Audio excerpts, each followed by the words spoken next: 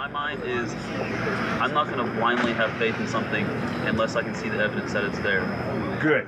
You said, before I accept anything, I need evidence. Okay, I'm tracking with you. I'm just the same way you are, okay? Before I believe anything, I need evidence. But now, the question becomes, how much evidence, what kind of evidence do you need in order to believe that God exists? I would need scientific evidence, and how much of it is really dependent on each individual person. Okay. I mean, you can't measure, like, for me it could be, I'm just going to use a number like, I need 100% evidence. For someone else it could be they need 80% evidence. Okay. Okay, the reason I asked that question, Justin, is because I have no scientific evidence that love is real. It's an unseen, intangible value. It's chemical reactions firing in our brain. Okay, good. Then if I love you, it means I have to love you because there are chemical reactions firing in my brain, and so I have to love you. Is that right? Yeah. Okay, but my experience contradicts that, Justin. My experience is I don't have to love you. I could hate you, Exactly. or I could just blow you off, be apathetic. Yeah, it's emotions. And those are chemical reactions in our brain. They know, like, they've done research to say what chemicals control what emotions and what part of the brain. Okay? I would insist my love for you is not an emotion. Why? Because I define love the same way Jesus did, which means to make a decision of the will to pray for your well-being, to wish your well-being, and to do things that promote your well-being. You see, when Jesus says, love your enemy, he's not saying, have good feelings for your enemy. To be honest with you, Justin, I don't have good feelings towards my enemy. But I obey Jesus and love my enemy by actively wishing their well-being. So you see, love, I would argue, is not just an emotion. Yes, there's an emotion we call love, but when Christ says to love, he's not talking about having all these positive feelings. Because guess what? I can't command my feelings. And if someone has hurt me deeply enough, I don't have a lot of positive feelings towards them. But I can love them, which means I can pray for their success, I can wish their success, and I can work for their success. So our definitions of love are different. Exactly. So I think we gotta be real careful there. Why isn't this God providing for people in poverty? That's my big thing. Like, there's so much suffering going on in this world. Why would you want to worship a God who is allowing that to happen? Okay. I mean, if he did all the things like the Bible said, what is keeping him from doing them now? Okay, good question.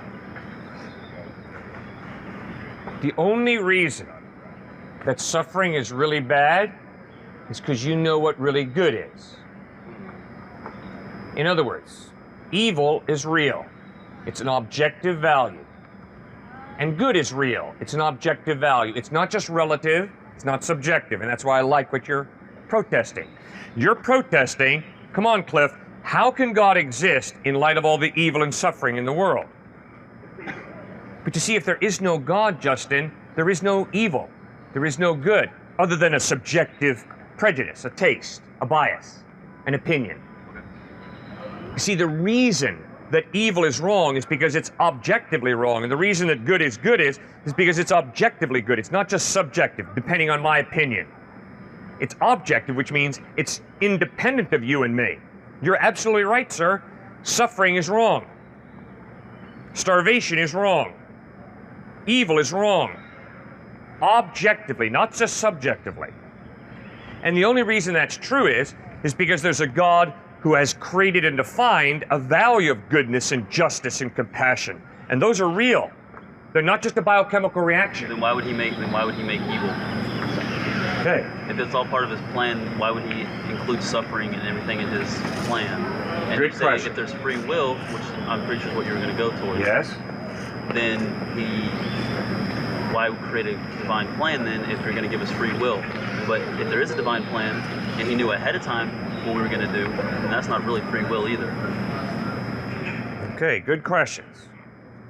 Let's say you've been dating her for the past 2 months. Let's say that every week she's said to you, I love you.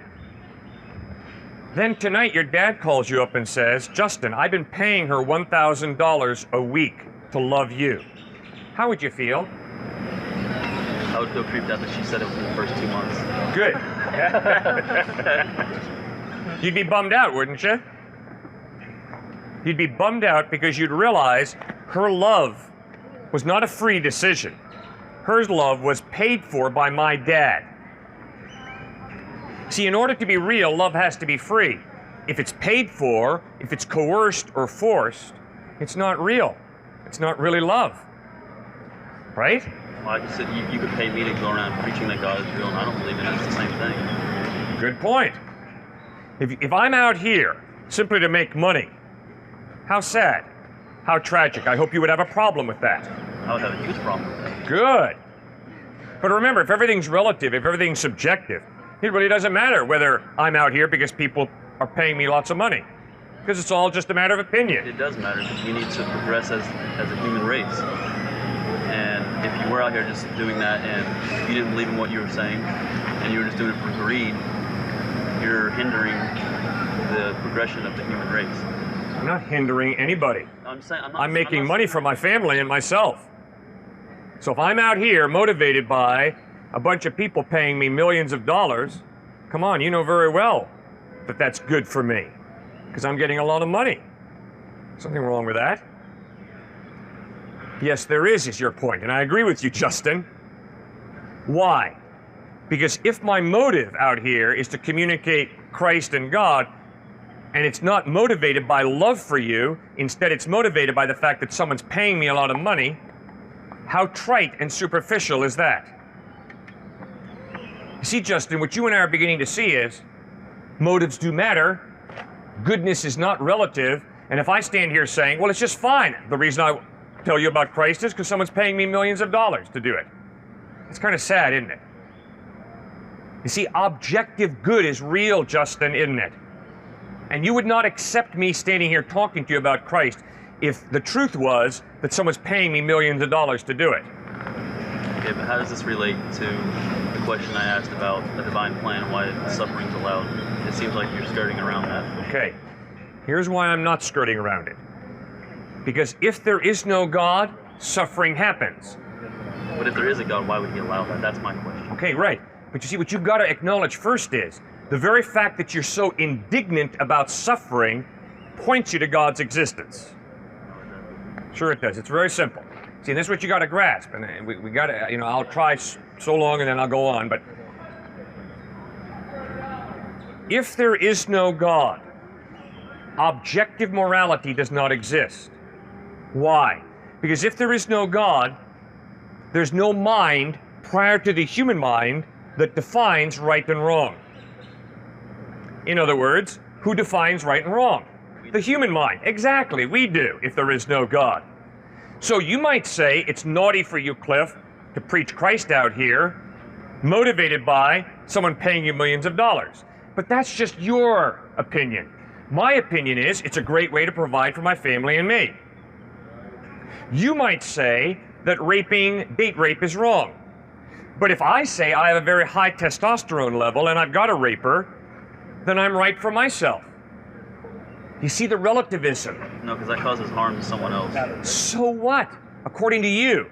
According to me, it brings me a great deal of pleasure, so therefore date rape is fine.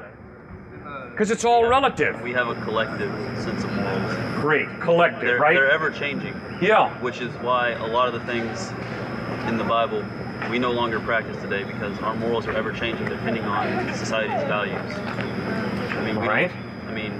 I can't find someone out here who's a virgin and rape her and pay her dad 50 silver and have her be my wife anymore. That's not acceptable. That's not the issue right now. We're not talking about the Bible. The Bible's not part of our discussion right now. The discussion is suffering is evil. Really? What do you mean evil? Well, from your perspective, it might be evil. From my perspective, it might be good. And if you're going to be consistent with your worldview, you're going to have to say, Cliff, you're right. From your perspective, it's right. From my perspective, it's wrong. But what is right and wrong? It's totally relative, totally subjective, just a taste. Like, do you prefer beans or broccoli? Do you prefer Coke or Pepsi? It's a taste. And so do you prefer date rape or not date rape? It's a taste. Do you prefer abusing innocent children or not? Just a taste. But with one of those, you're causing harm to another human being. With Coke and Pepsi, So what? I can recognize that's a preference. So what if you're causing harm to an accidental collection of atoms? You step on grass and kill grass, so why not step on a human being and kill a human being? Why not? Because it's in our nature to progress as a species. Great, Justin, that's wonderful. Maybe it's in your nature, it's in my nature to step on people. Are you going to tell me I'm wrong? Based off society's values, yeah. Oh, really? What happens if you live in Nazi society? What happens if you live in white South African society? What if you live in the time of the Dred Scott decision in the United States? What do you do then, Justin? Those are those society's values. Like I said, they're ever changing. Fine. Then morality's relative. It changes based on society changing. Which means, if society says that black folks are 3/5 the value of white folks, then that's true. Baloney, Justin, you know better than that. You know that even if society says black people are inferior to white people, that society is wrong. That's what Dr. Martin Luther King understood. Just because society says something doesn't make it right. That's what Gandhi understood. Just because my society says that the caste system is right doesn't make it right. And a lot of times, religion is to blame for those. No, now that's a different issue, Justin. Come on, don't get out of the kitchen.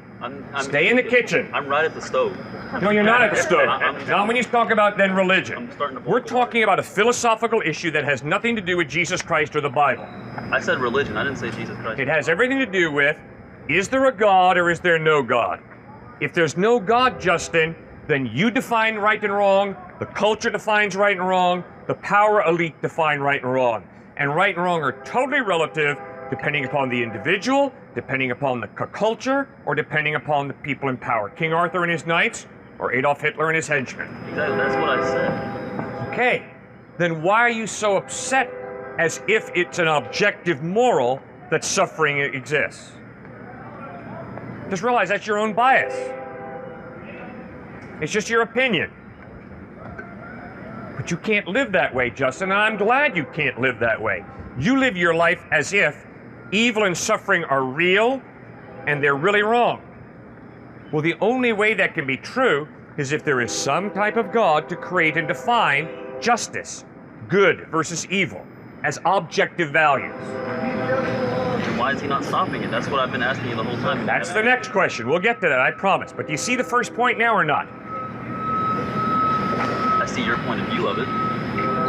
Okay, then don't take it from me. Read Friedrich Nietzsche, Albert Camus, Jean-Paul Sartre, the great French and German atheistic existentialist and nihilist philosophers.